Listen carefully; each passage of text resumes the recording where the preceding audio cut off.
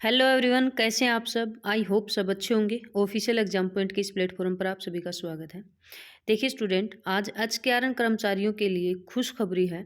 बहुत अच्छी न्यूज़ है। एक विधेयक पारित किया था और उसको क्या है, पक्का कानून बना दिया गया है और 58 साल की ये जॉब सिक्योरिटी हो गई है। कितने साल तक कंटिन्यू कच्चे कर्मचारियों को ये 58 साल की जॉब सिक्योरिटी मिलेगी, क्या कुछ है, वो सारी बातें मैं आपको इस वीडियो में बताऊंगी। और इसका क्या असर जो हमारी परमानेंट जो जॉब है, पक्की जो भर्तियां हैं, उसके ऊपर असर पड़ेगा, ये भी मैं आपको बताऊंगी। ठीक है, तो वीडियो को लास्ट तक ज़रूर देखना। पहली बार कोई भी चैनल देखा है, चैनल सब्सक्राइब कर लो और जिसने लाइक और शेयर कर दो। और ये वीडियो आज कारण कर्मचारियों के पास ज़रूर भेज देना ताकि उनको भी इसका पता चल जाए कि क्या कुछ है ये।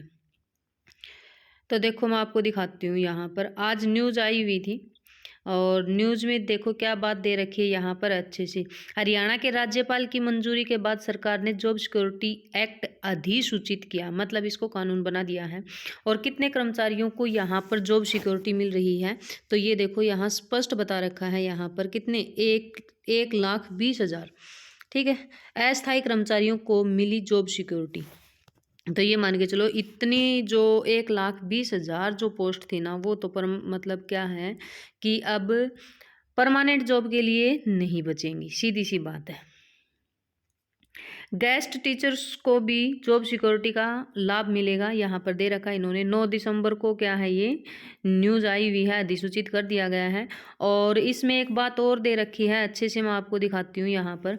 ठीक है, डॉक्टर यानी कि विवेक जोशी को देखना है, अब मुख्य सचिव हैं उनको देखना है कि इस कानून को कैसे लागू करा जाएगा, किस डिपार्टमेंट के अंदर क्या कुछ, मतलब किस प्रकार से क्या है इसको लागू करवाएंगे।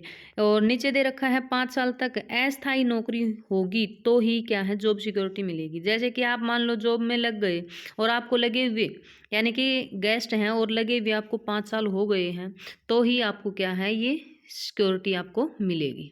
ठीक है, गेस्ट टीचर्स को भी इसका क्या है लाभ मिलेगा। और नगर निकाय में बीसीबी को 5% आरक्षण का अधिनियम, ये भी क्या है सूचित किया गया, मतलब क्या है ये भी कानून बनाया गया है। यहाँ पर ये सारी बातें दे रखी हैं भाई, मैं इसको टेलीग्राम चैनल के ऊपर डाल दूंगी। ये देखो ये आपका जो एक्ट है वो यहाँ दे रखा है। ठीक है, अच्छा एक चीज़ और दिखाती हूँ मैं आपको। एचकेआरएन के अंदर यानी कि जो पॉलिसी बनाई गई है ना, और उसमें किस तरीके से आपका सिलेक्शन होता है, वो सारी चीज़ भी मैं आपको दिखाती हूँ कैसे आपका सिलेक्शन होगा। अभी थोड़े दिन पहले नवंबर के अंदर ही 103 जो कैटेगरीज थी वहाँ उनमें भर्तियाँ निकाली थी, तो उसमें जो सिलेक्शन होगा वो कैसे होगा। पहले क्या है कि इसमें जो सिलेक्शन होता था वो 100 नंबर पर होता था, लेकिन अब 80 अंकों पर होगा। और 80 अंक में कैसे आपको अंक मिलेंगे, तो इसमें 40 जो अंक मिलते हैं ना, वो 40 अंक तो किसके आधार पर मिलते हैं बेटा, यानी कि ये जो इनकम है उसके आधार पर मिलेंगे। और इसके बाद देखो फिर आपकी कौशल, यानी कि जो भी आपका कौशल है उसके अकॉर्डिंग आपको 5 अंक 10 अंक इस तरीके से दिए जाएंगे। यहाँ पर उम्र के अनुसार भी आपको अंक दिए जाएंगे। ठीक है, इस तरीके से।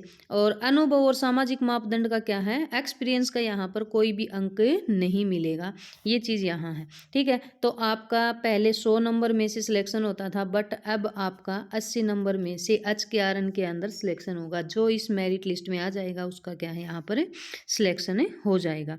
तो ये चीज़ दे रखी है। हाँ, एक बात और बताती हूँ मैं आपको।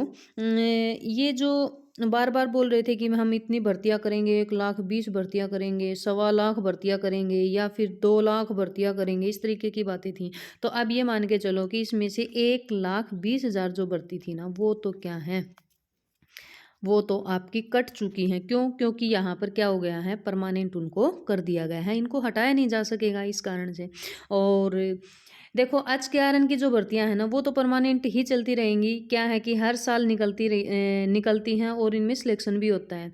बट अभी तक सीईटी बेस पर क्या है, हमारी एक ही मतलब सीईटी एक ही लिया गया है, और परमानेंट जो भर्ती हुई हैं वो हमारी क्या है, बहुत कम हो पाई हैं। और उसके लिए पॉलिसी है वो अभी तक भी नहीं बनी हुई है।